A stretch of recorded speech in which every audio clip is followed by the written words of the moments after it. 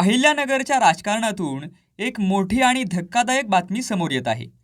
लोकसभा निवडणुकीनंतर सुरू झालेल्या कायदेशीर लढाईत खासदार निलेश लंके यांनी पुन्हा एकदा बाजी मारली आहे. माजी खासदार सुजय विखे पाटील यांनी दाखल केलेली याचिका औरंगाबाद खंडपीठाने फेटाळून लावली आहे.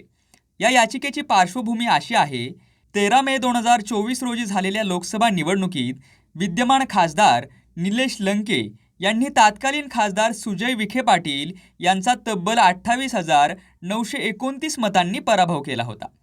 या पराभवानंतर विखे पाटील यांनी 18 जुलै 2024 रोजी मुंबई उच्च न्यायालयाच्या औरंगाबाद खंडपीठात धाव घेत निवडणूक रद्द करण्याची मागणी केली होती. त्यानंतर कोर्टाने दोन्ही बाजू ऐकून घेतल्या. या याचिकेत माजी खासदार सुजय विखे पाटील यांनी 3 गंभीर आरोप केले होते: चारित्र्यहनन, निवडणूक खर्चातील गैरव्यवहार आणि बोगस मतदान.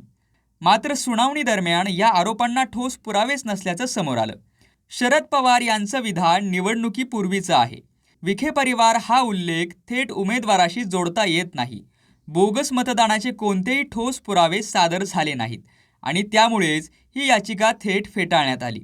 या निकालानंतर खासदार निलेश लंके यांनी आक्रमक प्रतिक्रिया दिली आहे.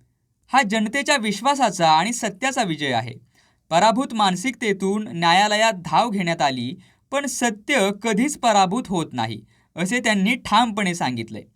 विखे पाटील गोटात शांतता असून माजी खासदार सुजय विखे पाटील यांच्याकडून अद्याप कोणतीही अधिकृत प्रतिक्रिया आली नाही.